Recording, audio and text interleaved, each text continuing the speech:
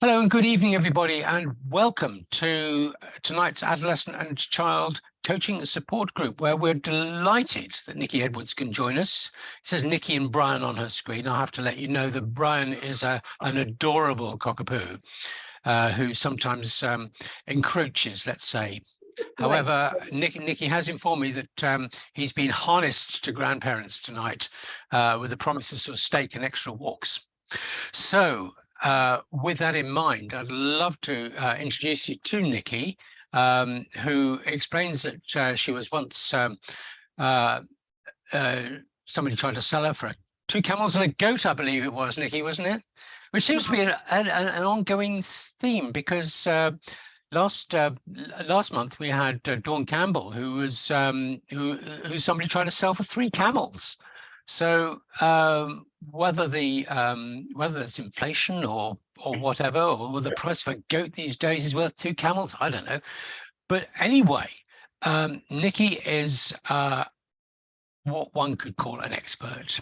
She's an expert on autism and ASD and coaching, and apart from anything else, autism and ASD in girls.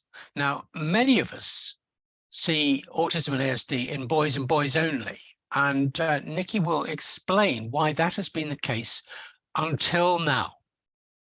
So, Nikki, welcome to tonight's Adolescent and Child Coaching Support Group. And just as a starter, can you sort of say, give us some idea of your background and how and why you've got to the place that you have now? Okay, so firstly, thank you for having me. I actually started my career in the early years sector. So I worked with 0 to 5-year-olds in nursery management for the first part of my career. And then I got into teaching 16 to 19-year-olds. So I taught A-levels and foundation degrees. And at 21, sort of, I was teaching and I was in a relationship, and actually it turned into domestic violence.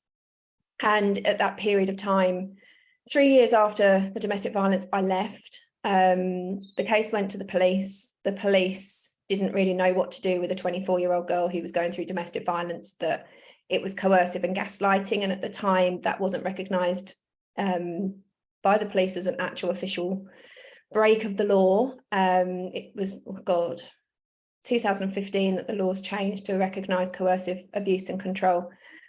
So we had 3 years of fighting with the police. And during that time, my whole life was literally out of control. And as part of that, my case actually went to the IPCC, and they did provide me with an official apology. For at one point, the inspector told me, female inspector told me, that you silly little girl shouldn't get yourself involved in these situations. And that was about the extent of it. And I think as the case went on and it was just failure after failure, I was being threatened by the male officer because I'd made the complaint. The more my life got out of control, the more that the only thing I had to control was exercise and food. So I actually had anorexia from when I was 25 until I was nearly 28. I took myself to the GP. The GP told me my BMI was 0.5 over the radar to be actually referred for any support. I was too old for my parents to be able to do anything, and nobody else really wanted me, which I suppose took me down the road of what are the alternative support strategies available for someone who's in their mid-20s with anorexia. And as part of that journey, I actually retrained in fitness and nutrition. So I'm qualified up to level 4 in obesity and diabetes. It's a massive interest of mine. And the other part of it was, I suppose, educating myself out of the other side of it. So I had a lot of coaching, I had hypnotherapy, I had counselling. And alongside that, I was fortunate enough to be one of the few that's made a full recovery. And they say that around 30% of people actually make a full recovery. 30% of them will sit in a cycle of recovery and relapse, and the remainder is life-limiting. Off the back of it, after my recovery, I actually went to work with a life coach and said to her that I would love to work with young people who were going through the journey I had, because just nobody understood me. Everyone kept telling me, you know, just eat more, just do it, what's wrong with you? And they didn't understand those links with it. So actually off there, trained as a hypnotherapist. I then trained as a life coach and in brainwork and recursive therapy. So for the last 10 years, I've been doing therapeutic work with children and adolescents. And 18 months ago, I finished my postgraduate diploma in psychology and neuroscience of mental health, because I really wanted to understand what the brain was doing and how this all links in with mental health. Before the pandemic, I was seeing a real rise in young people with ASD, which hadn't been diagnosed, and I was making a lot of referrals. Post-pandemic, I had 14 young people who I was working with that were all anorexic. And of those 14, 12 of them we've since had diagnosed with autism. And I suppose it really sparked in me this real, why is this happening? Why were these young people missed? If they had been picked up, would their outcomes have been different? Could we have prevented them from having so many of these issues surrounding food? But I suppose also a massive frustration that for years I had been working with young people with anorexia, but I suppose the pandemic really brought around a reduction of the masking that was being done. We took away everybody's lives. And so actually at home, they were the most comfortable. So you were seeing the reality of how many young people were really struggling. And so during my postgrad diploma, I started diving into autism. So I'm just finishing off my master's with a specialism in autism in girls.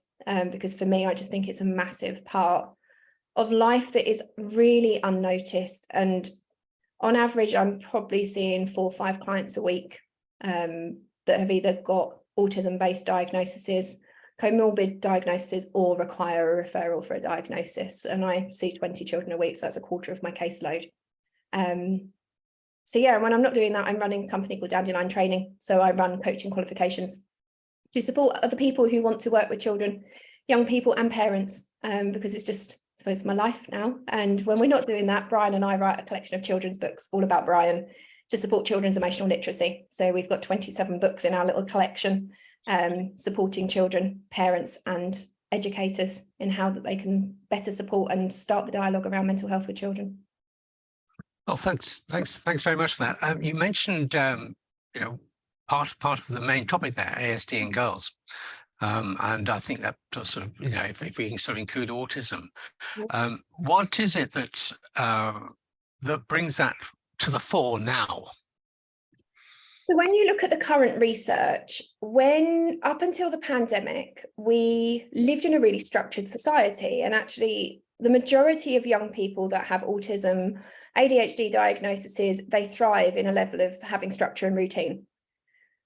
For girls, the main predominant reason they're never picked up is because they are so adept at camouflaging. They're able to mask their symptoms and they mimic what their peer group are doing. And it was when we obviously had the pandemic, the gaps started to show, because when you're in a social group face to face, mimicking what other people in your group are doing is really easy. But how do you do that when it's on phones? For those of us that were born pre-1990s, no mobile phones, who are used to sitting on the telephone talking, having those face-to-face conversations, the gap wasn't as big. But for young people who the majority of things is done via text and via social media interactions, actually losing that social interaction, actually the gaps just became bigger. So the majority of my young people will tell you it wasn't until the pandemic that it reinforced to them that they were different. They already had a feeling that they didn't think the same or weren't quite the same as their friends, but it reinforced that gap. And for the majority of young people, when you look at things, if you look at attention deficit hyperactivity disorder, everything that is done on visual cues. If you look at the school environment, all the visual cues we have, from school bells to reminders on the board, to visual timetables, to a teacher standing there telling you what to do, we've got visual cues throughout the day. When the pandemic hit and everybody was in lockdown, we took all the visual cues away, which is why for the majority of people who had ADHD diagnoses that had not been picked up, they found that actually the lockdown exacerbated those symptoms. So we're hearing a lot at the moment, and I don't know if you guys have heard the same, a lot of comments, people just think they've got ADHD because of TikTok, or it's just because of what they're reading on Instagram, or people are self-diagnosing themselves. It was actually, the reality is that when we took the visual cues out of the environment and took those things away that kept people on task, and actually for a lot of people with ADHD, their lives tumbled into chaos, that it was only then that they started going, hang on a second, what's wrong with me? And then we saw a massive uplift in the use of TikTok during lockdown, and a lot more content creators talking about ADHD, talking about the symptoms and the variation in symptoms for women and for men. which is why we're seeing a rise in referrals for diagnosis for adults as well as for young people, but predominantly women, because actually the pandemic took away all the structure that they relied on to keep things just smoothly ticking over, and people couldn't get back into the groove of life again when we went back. So you're indicating, from what I understand from what you're saying there, that actually we took away the structure. Yeah. You know, not just the visual cues, but we actually took away the structure, which I fully understand can sort of ruin people's lives if they are focused and they need that structure. But you mentioned within that there's a lot of symptom masking. Now, I come from a very old school here and would normally think that the boys were brought up to mask symptoms, the stiff upper lip brigade and things like that. You know, I'm that old. But you indicate that perhaps it's not necessarily that you say that girls are very good at it. Why particularly? So when you look at autism, we're looking at, originally the trends were that for every 4 boys that were diagnosed, only 1 girl would be. And when we look at autism, we're generally we're looking for autism in boys. For a long time, we only believed that autism and ADHD could be affected in the male gender. And when you look at boys, if you look at the reality of it, it's much more acceptable for a boy to be naughty in class. If you look at a family dynamic, a boy pushing the boundaries, being naughty, it's written off a lot differently to girls. And those stereotypes still really exist, I've taught boys and girls in my career. And I really saw that shift even in my colleagues, that actually a boy pushing their luck in class, not sitting down, fidgeting, moving around, it was just, oh, you know, it's their boys being boys. And so this kind of terminology that we have around boys, being the naughty boy in class, being the class clown, so many of those children are boys that have those traits of ADHD. When you have a girl who's being poorly behaved in class, not able to regulate themselves, not being able to manage their behavior, not being able to manage their emotions, they genuinely are much more aware of embarrassing themselves in front of other people. They don't tend to adopt. You get the occasional one that is almost an exception to the rule, but the majority of girls are much more aware of embarrassing themselves in front of others and know that they will be rejected from a friendship group if they don't behave the same as their peer group. When you look at the influence of social media, we know that if social media influences more women than it does men, that women are much more active users of social media and will be much more affected in terms of their well-being, their comparisons by what they see and what they're viewing on social media. And it is much the same that when we look at boys and girls. Yes, I do completely agree with you. Men mask their feelings and their emotions and they don't talk about them enough. And we have a massive amount of work to do in terms of upping emotional literacy for guys. But in terms of females with ADHD and ASD diagnoses, they learn at a very young age to copy. One of the predominant reasons that girls are not picked up for ASD diagnosis in the first place is because of their ability to mimic. So where even as when you're sort of looking at 3, 4, 5-year-olds, the majority of children who are diagnosed autistic are picked up at 2 to 3 years old. But at 2 to 3 years old, most girls will be copying what their mum does, an older sibling, peers at nursery, and then when they get into reception, their peers again at school. So they just develop a much more highly attuned ability to camouflage and to fit in. So most girls I see in my therapeutic and coaching work are 14 to 22 years old before they're picked up for a diagnosis. And most of them at that point have come in with self-harming, anorexia, some level of trauma, sexual assaults, or have had suicidal ideation, or have attempted to take their own lives at the point when they come to me, because their camouflaging has been so high at that point, that internalization that they do comes out much, much later in life. Whereas boys tend to, I suppose it's more socially accepted for a boy to just not like school. Boys don't like school. Boys need to be active. Think about boys' hobbies. If you think reality, even in adulthood, men go and play golf together. They go and watch the football together. They go to the rugby together. They've got very active hobbies, whereas women, their hobbies do tend to be much more centered around, unfortunately for another stereotype, chatting. So actually those gaps become much bigger, much quicker and more noticeable than they do for boys. That's interesting because one could look back at I would say history. It's almost a prehistory that even when you look at sort of the hunter-gatherer and the sort of the preparation for the hunt would be sort of very sort of brash adrenaline rush boys going off for the hunt, where the girls would be maintaining the home, let's put it that way. But that's not just a case of staying in the house. That's very much a case of doing a heck of a lot of work, just maintaining the home, maintaining the family, and maintaining perhaps the tribal family. Yeah. So perhaps that's why that perhaps that hasn't actually sort of grown out of us yet, which is intriguing. As much as we kind of harp on about equality, a lot of our reactions to children are still massively stereotyped. We might have taken away the pink and blue and the girls play with dolls and the boys play with footballs, but actually a lot of the stereotypes and beliefs we have around children's behaviours are as hard fast as they were 40 years ago. They haven't shifted. We still believe that boys are naughtier than girls. We still believe that boys can't sit down and girls can sit down.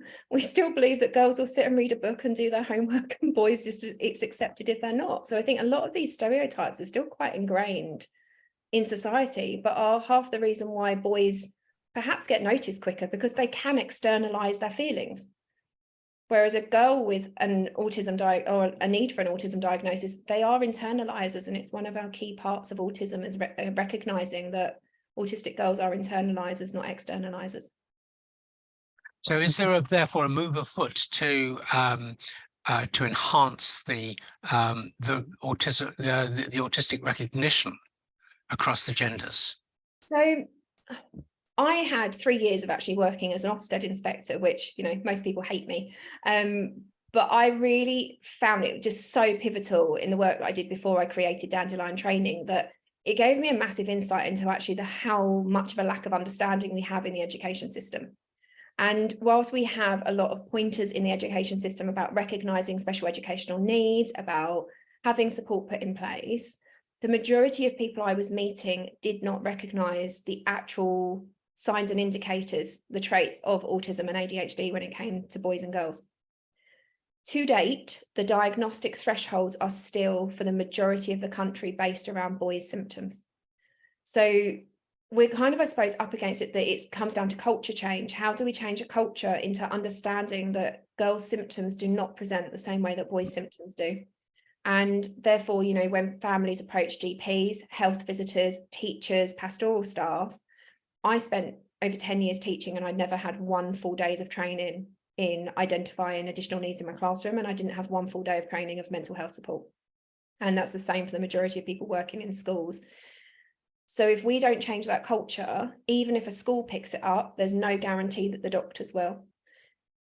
I've got social workers on my courses that don't recognise the signs of autism in girls.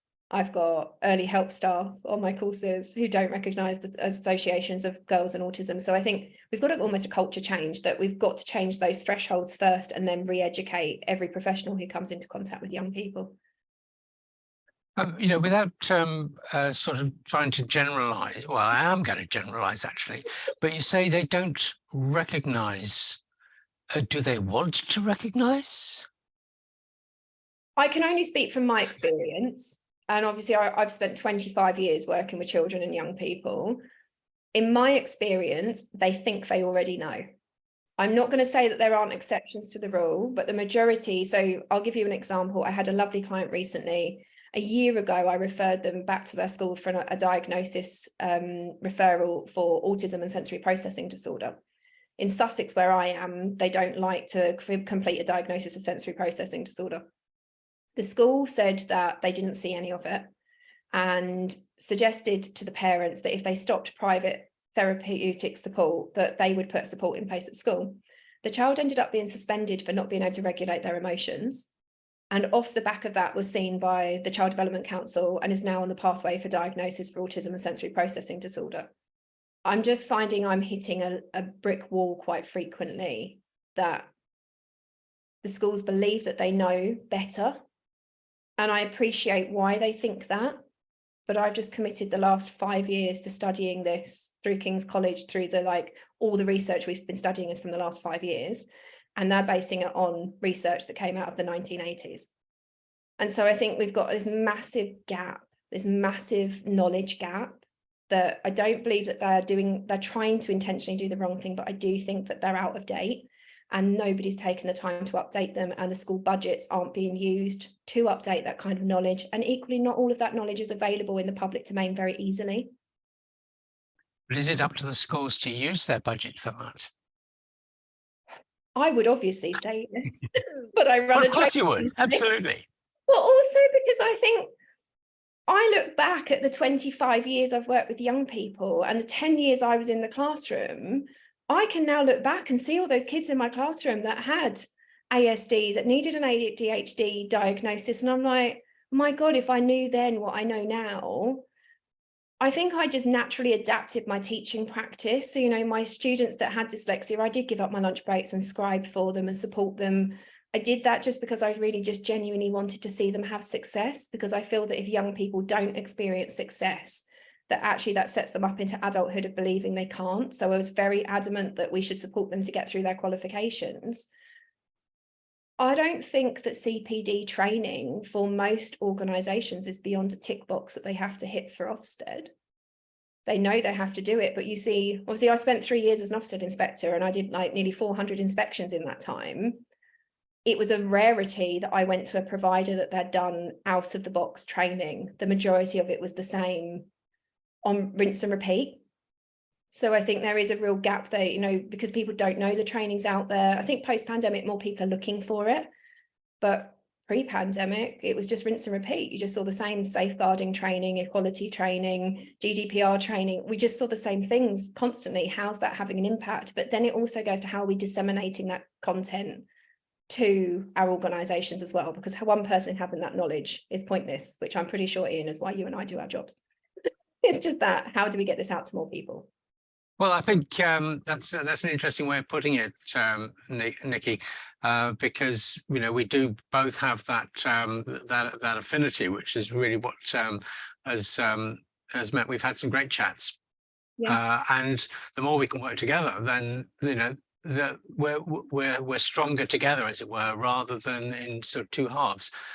Notwithstanding that we're both actually doing very similar jobs, and we could be called competitors.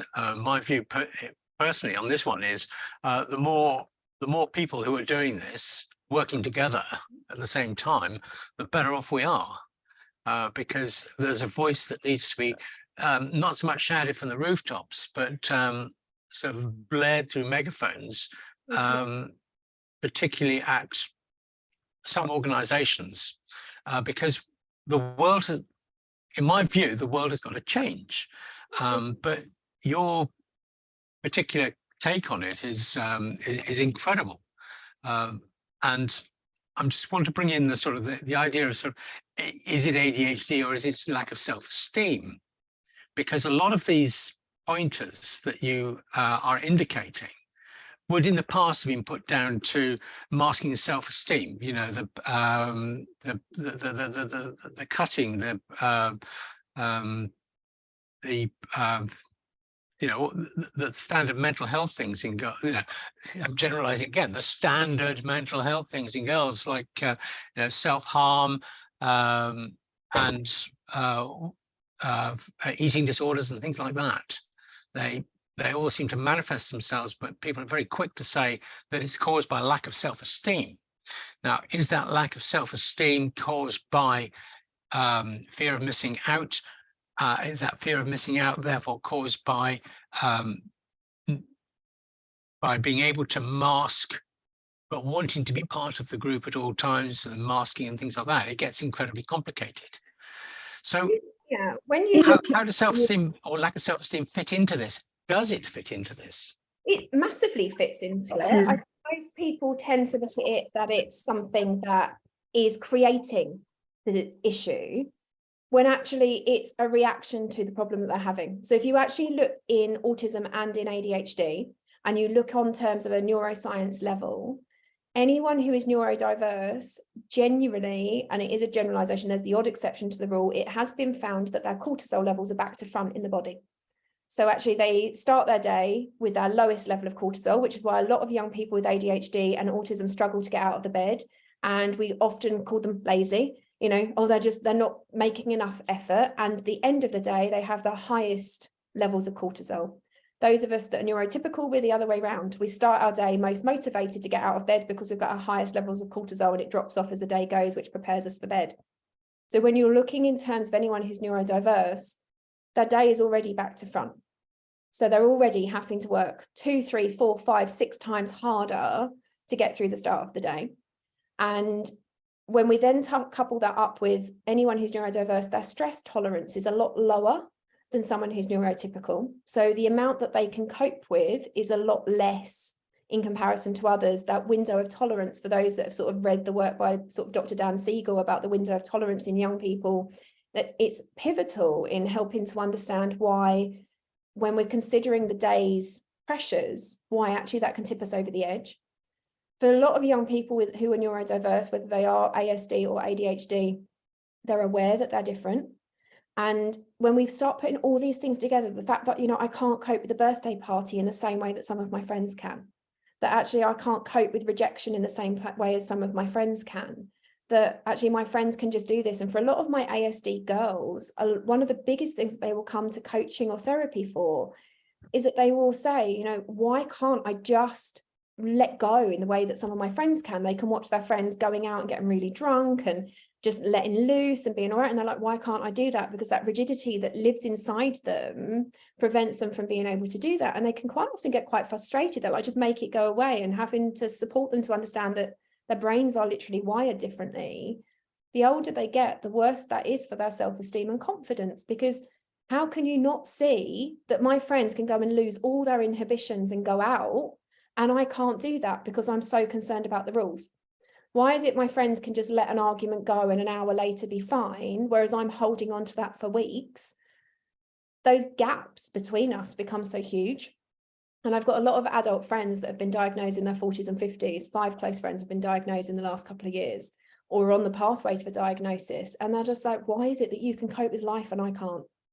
Why is it that your house is in order and you run 3 businesses and you can do all of this? Yeah, I've got 1 job and 1 household and I can't do it. Why is my life in chaos and yours isn't? Why can't I even cope with booking tickets to go to a show? And then you start to think, well, actually, if we step back, self-esteem isn't the cause of autism or ADHD.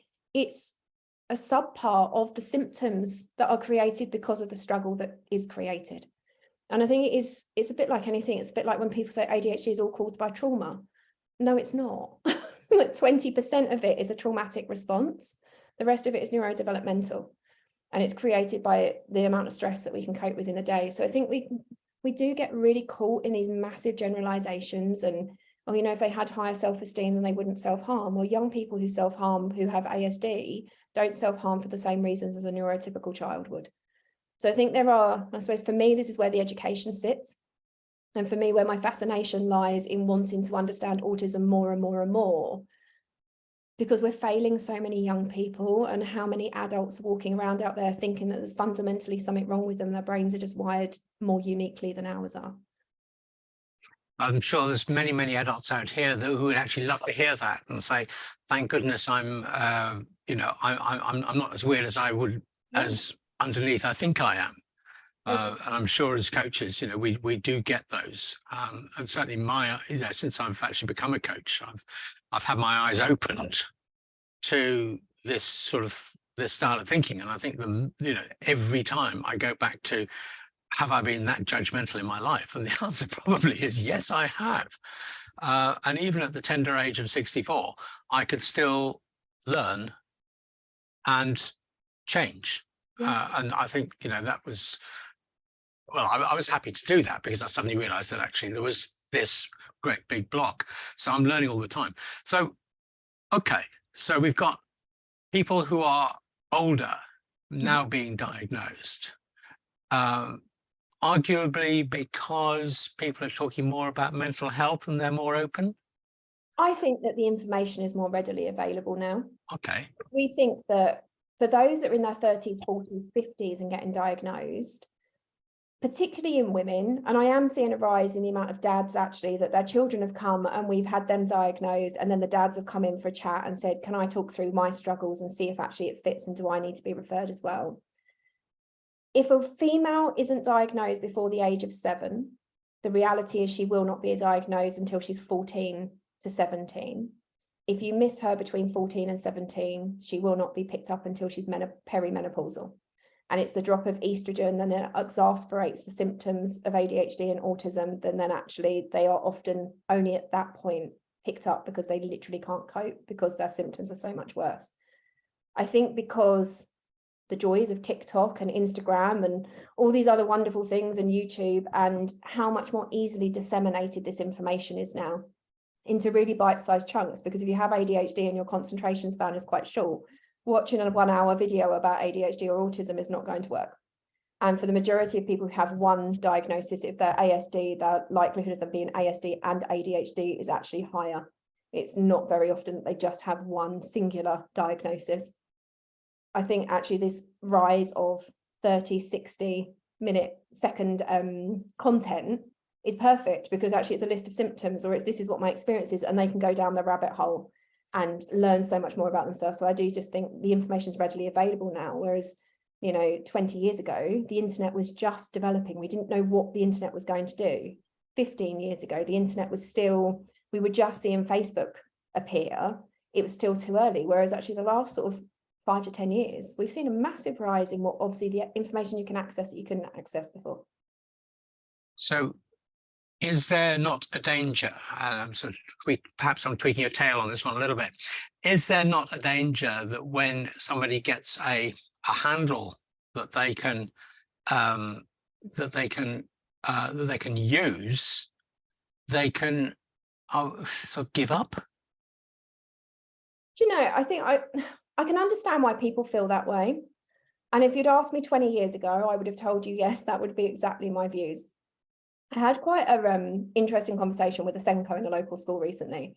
He was like, why does this child need a label? And I said, it's not about a label, it's about us understanding our identity. How on earth can I help myself if I don't know what I'm contending with? If you had diabetes, we wouldn't look at it as a handle. I've got an underactive thyroid. Do I look at it as a handle? I'm like, no, now I know what I'm dealing with. So I know what help I need. I know what questions to ask. I know what I need to go and learn about myself. For the majority of young people that I meet, at the point when we have that initial discussion, and I obviously have it quite frequently, for most of them, they will cry tears of relief because someone else is seeing what they've been feeling for a really long time. For most of my girls, most of them by the age of 9 had already been asking if they were autistic, which I think is that massive shift in comparison to 30 years ago. We wouldn't have even put this on the table. At the point when we get that diagnosis through, and 100% of the young people I've referred have been diagnosed, we then go through a grieving phase of all the years that could have been easier if somebody else had bothered to find out what they needed. And I have got so many young people that some of them I'm the 7th therapist that they've seen. And I'm like, why are we, even in the therapeutic and coaching world, why is this not on the syllabus? Because we're failing people. They get the diagnosis, they go through the grieving period, and then they're like, right, what do I need to do to help myself? So they're then going off to university with regulation strategies, understanding their stress levels, understanding what support they need to put in place, knowing, when I say, do we need to be speaking to the university about accommodation that's going to suit your needs and help you to stay regulated? We're able to have those conversations and they don't resist them. And it's not about giving up. I actually think for most people, it actually gives them a new lease for life, because they're like, there's not something wrong with me. My brain is wired differently. And I'm like, now we can play to your strengths. Now we can actually help you to put the right things in place so you can access the rest of the world in a more humane way for you to make your life quality better. So, yeah. Thank you. That's a lovely way of putting it. As I say, I tweaked your tail on that one because, yes, I do. I do agree, but there are situations, and particularly in the medical world, where people get given a label and they say, "Good, I've got that label now. I can relax and just live off that label," which I think is unfortunate. But you come across somebody who is determined to head the right way anyway, So perhaps, give you a label and say, right, I've got that label. Now what can I do with it? Is a very much better way of doing it than saying, I've got that label. Now I can hide behind it, perhaps. But maybe that's the power of coaching as well, because Okay. that's about reframing things, isn't it? It's about how do you reframe this? If you're looking at autism, the majority of girls are at the highest level of IQ. So my girls that we've had diagnosed are going to study law, architecture, medicine. They're at the top end of their game. So them understanding how their brains work and how their bodies respond to their brains actually allows them to go and continue studying and to also manage the stress of levels of degree and master's programs that are huge. So I think there is a level of recognizing, particularly with autism-based clients, they are at the highest level of IQ. So actually having this, they see it as a hindrance if they don't understand what they're doing. They're just like, what's wrong with me? Why can't I do it? Whereas if you then say to them, well, this is the reason why you're doing it. This is what's happening with your brain. This is what's happening with your stress levels. This is what you can do to make this work for you. Suddenly that just, I always say to them at the end of the day, they're indestructible at that point because they've got a hack that other people don't have. And if I can get into like the 4, 5 and 6 year olds, so this week I've had 5 new little clients, all under the age of 7, to be able to teach their parents how to hack this at 4, 5, 6 and 7, suddenly I'm not having all those problems through my adolescence that some of my peers are having. I mean, that helps in support of what we do. And you may know Nicola Leonello's other subject, which is effectively bringing life skills and coaching in right down to aged, reception, age 5, and taking it all the way through. And then you've got the Princess of Wales plan to work on the preschool side of things. So actually, we've got from cradle to grave situation here now, which I think perhaps we can really, really build on, which would be good. So if there was a magic bullet, what would you do? A magic bullet. If I had my way. That's what I'm asking. If I had my way, I would make it compulsory that all schools had to have appropriate knowledge bases in their schools, and not just one member of staff disseminating this, that actually their key stakeholders in their school actually had a core fundamental knowledge of mental health, well-being, additional needs. Because I think everything we do at the moment, like my dandelion motto is stop ticking boxes, start changing attitudes. And it's there because I just feel like everything we currently do in GP practices, health and social care practices, in our early years and our school system is a tick box exercise. Have I got a SENCO in place? Yes. Is that SENCO actually the right person to be doing the job? Is never asked. So I had a SENCO recently who said that ADHD doesn't exist, it's all trauma, and therefore those children don't need a diagnosis. And I could have just literally smashed my head against a brick wall repeatedly, because I was like, you are exactly the kind of person that shouldn't be in a SENCO role. My SENCOs that are saying to children, why do you need a label, shouldn't be in their role. So I think there is a real determining level of, for me, upskilling those people and paying them the way that they deserve to be paid. Having accessible trained psychologists and psychiatrists that actually do understand the difference between male and female based symptoms, because not all of them do. I'm seeing a rise in it, but not as many as I would like to. So I suppose my bullet train would be, want to go in and change the system, change actually the priorities that we place. Because if you can identify these children, put the right support in place, the schools would get all the marks that they wanted anyway.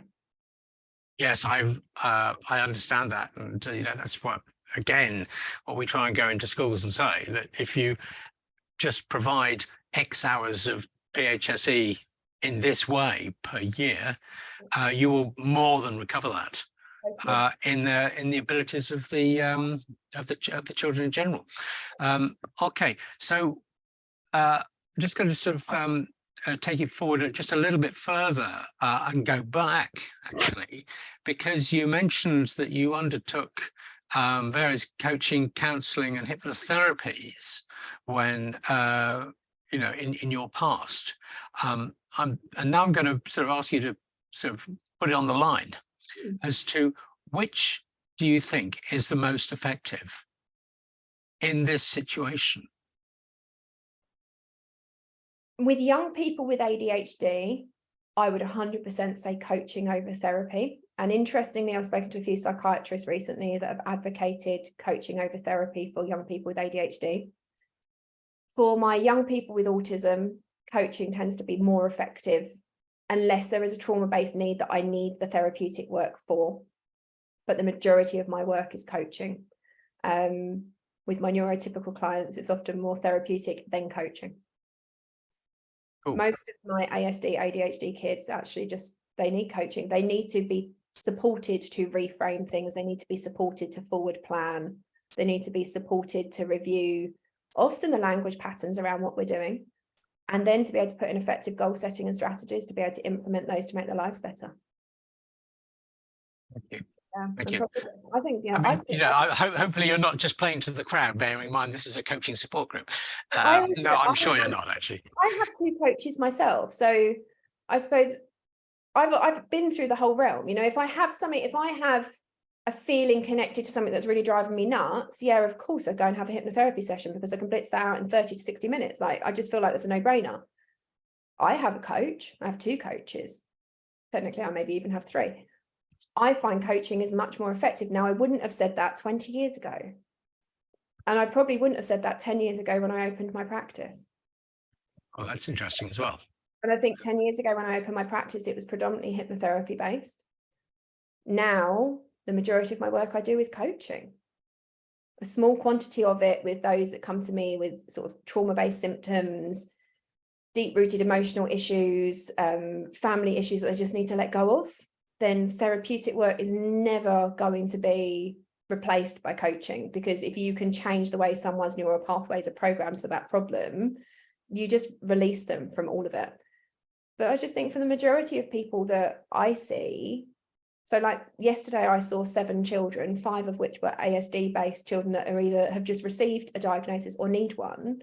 Everything I did yesterday was around coaching and regulation patterns. So I suppose I don't think there's ever going to be a need to get rid of anything, but the majority of my work now in comparison to 10 years ago is coaching. Thank you for that. Okay, I'm going to let you off the hook.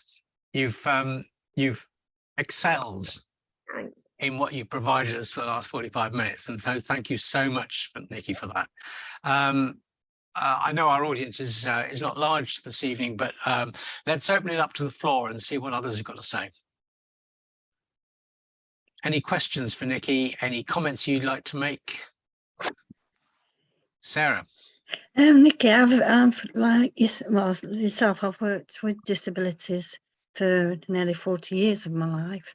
Wow. And it's only been hands-on, probably like a supportive role. And I still got lots and lots to learn, and lots and lots to learn. And I've connected with everything you've said when I've observed the individuals and I've gone through their reviews and things like that. And I can honestly say that they are working towards what you're wanting to happen. I'm now I work in a specialist college, and it is based around, well, it started to get based around well-being, health, allowing autistic people to actually have jobs within the college to support other people, looking at their needs and looking at their coping strategies and working alongside parents and carers, working with people who are complex in the sense of they I can't remember off the top of my head the wording, but hypersensitive, or if they're sensory overload and things like that. And so we have a range of people who may have additional things like epilepsy, and it's like a coping of all those disabilities or all those things within one person, so that they can actually have the lives that they would like, you know what I mean? So I'm very fortunate in that, but I personally think you're marvellous, and I because of I'm just starting to really learn, you know, I am learning. It's an ongoing scenario. Yes. And so I'm happy to receive lots of information from you so that I don't go off path or anything, and I keep making sure I'm doing the right thing. So thank you so much.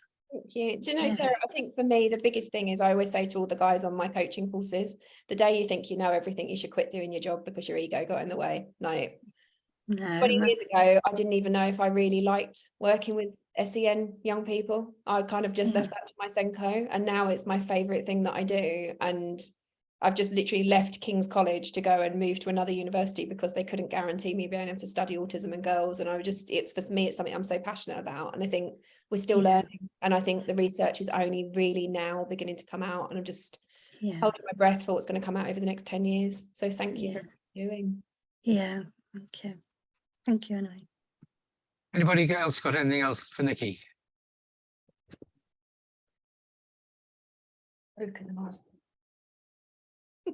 Okay, well, I have, so there you go. Always got something to go in the background. Always got something to go in the background. Yeah.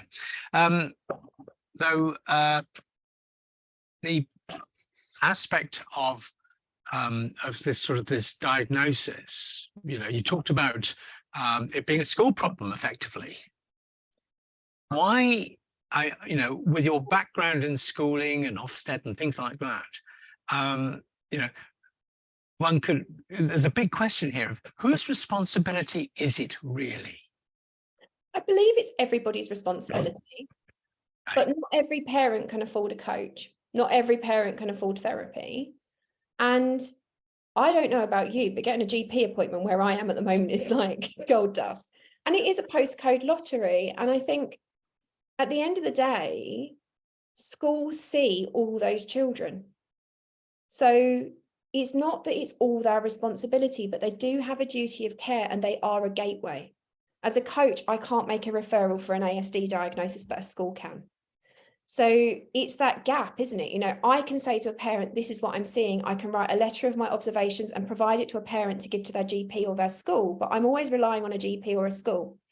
So if our services aren't well informed, we're up a creek without a paddle. And because obviously, as we well know, the coaching industry isn't well regulated. There's those of us that have taken our courses and put them through the IAP, CNM and various other organisations to upskill what is being provided out there.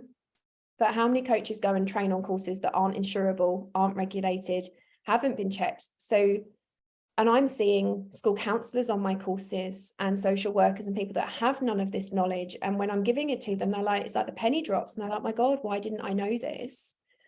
So I think the schools are going to be the gateway for a long time, unless we make the coaching industry much more regulated and allow them the power to be able to make those referrals, or counsellors to make those referrals.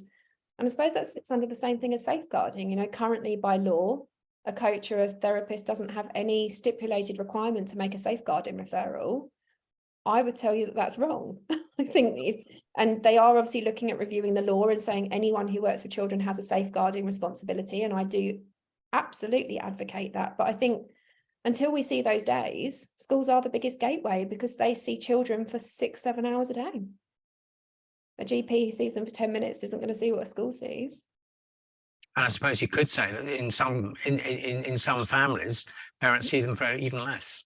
Yeah, totally. If both parents are working, parents are shift workers, children have got after school clubs, some parents don't see their children. And I know I see the parents that I invite parents into my coaching room.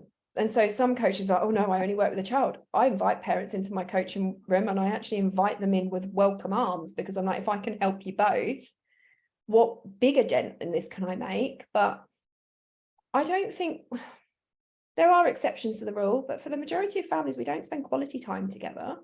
And even if they do, the majority of parents that I meet have written off their children's ways as quirks. It's their funny little ways, it's just their personalities. We know that 50 to 80% of neurodiverse diagnoses are hereditary. So if a child has a diagnosis, invariably there is another member of the family who probably does, but often that family member doesn't notice until the child gets a diagnosis. So therefore, you're just like your dad, you're just like your mum, you're just like your granddad. It's that we write a lot of this stuff off as quirks, as behaviours, as patterns of behaviours that we're copying, when actually it's that there's something else going on. Why do you think that is? Isn't it what we've always done? How many of us have gone out and someone's gone, oh, you look just like your mum? It drives me nuts. And people are like, you look just like your mum. I'm nothing like my mum. And I'm like, I'm very like my dad, but I look just like my mum when she was my age. We do get stuck in this. I suppose we look for patterns. The mirror neurons in our brains look for patterns. And when we see something that's just like us, it's affirming to us that we're okay. So for me, I think in terms of when a parent sees their child behaving just like them, there's almost a little bit of ego that gets in, oh, they're just like me. It's kind of one up on each other. I do think it's a family thing. How many of us go, oh, you know, as soon as the baby comes out, oh, who do they look most like? Why can't they just be themselves? So I think, yeah, I do think it's just, they're old patterns of behaviors, aren't they? They're old stereotypes, old generalizations, and funny little ways we've always had. Can I offer another one? Go for it. And that is, how many parents are possibly trying to hide embarrassment that they would otherwise be branded as poor parents if they accepted that the attitude was anything but normal? Yeah, totally. And it's interesting you say that, because I actually had a conversation with a colleague, God, in the summer of last year. We'd been in the car going out, and I'd said, have you ever considered that maybe, you know, your child is neurodiverse? And she was like, no. And about 3-4 months later, she said, I've just done an online assessment and I've got all the traits of ADHD. And I laughed. And she said, why are you laughing? I was like, do you think that the fact that you have those traits and they're normal to you means that you're not looking for them in your child, because him behaving just like you actually means that you will dismiss a diagnosis because you don't have one? And so I think there's a lot of parents don't see their child's needs because their needs are identical. So therefore, when they're presented with it, they're like, well, don't be so ridiculous. I've got through life like this.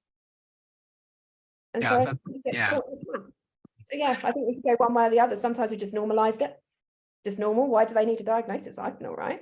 Or totally the shame side of things, not wanting people to think they've done something wrong. And we do have a lot of parents that when they seek out support for children that are neurodiverse are shamed for it. That we still see a massive rise in the number of parents who are accused of poor parenting or put on parenting courses when their child actually needs to be referred for diagnosis. So we're nowhere there yet. Got a long way to go, Ian. You and I have got a lot of work to do. Yeah. So what if we therefore try and sort of bring in extra training to on the PGCE, on the parent teachers course, on the teachers course, sorry. And so your PGCE, like your primary care and education, I think it would be pivotal, but not just there. I think on the PGCE programs, your social work programs and your GP programs and medicine programs. So pre-pandemic, a GP, for example, only used to do half a day's worth of training in eating disorders, half a day. So when I went and saw my GP, the reality is my GP had done maybe 3.5-4 hours worth of training in eating disorders. So when I said to her, I have anorexia, and she just looked at me, tutted, and carried on and said I didn't meet the threshold, she'd had half a day's worth of training. Now, post-pandemic, that's risen to a 3-month placement in eating disorders, but only in some universities, and it's not been rolled out, and students that are already midway through their training won't get that training. So it's only going to be new students that are going to receive. So realistically, 95% of our GPs out there, if not 100%, have no more than 4 hours training in eating disorders. So how much do they get in autism and ADHD? Because I'm going to go with it's probably about the same. So yeah, all of them.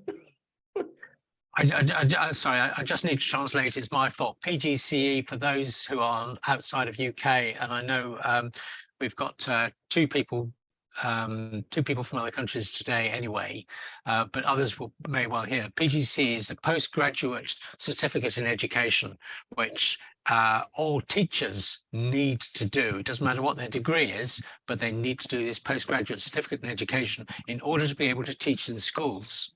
If they want to teach in further education colleges and things like that, they don't need it. So you do have to have either petals or DETLs, or what used to be a cert ed. So mine was a cert ed I did for 2 years, which is the equivalent. Sure.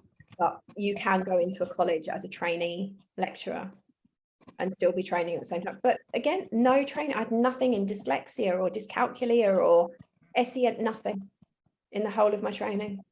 Yet you're face to face with it in the classroom, which is why I think we can't blame schools. There's a gap in the education.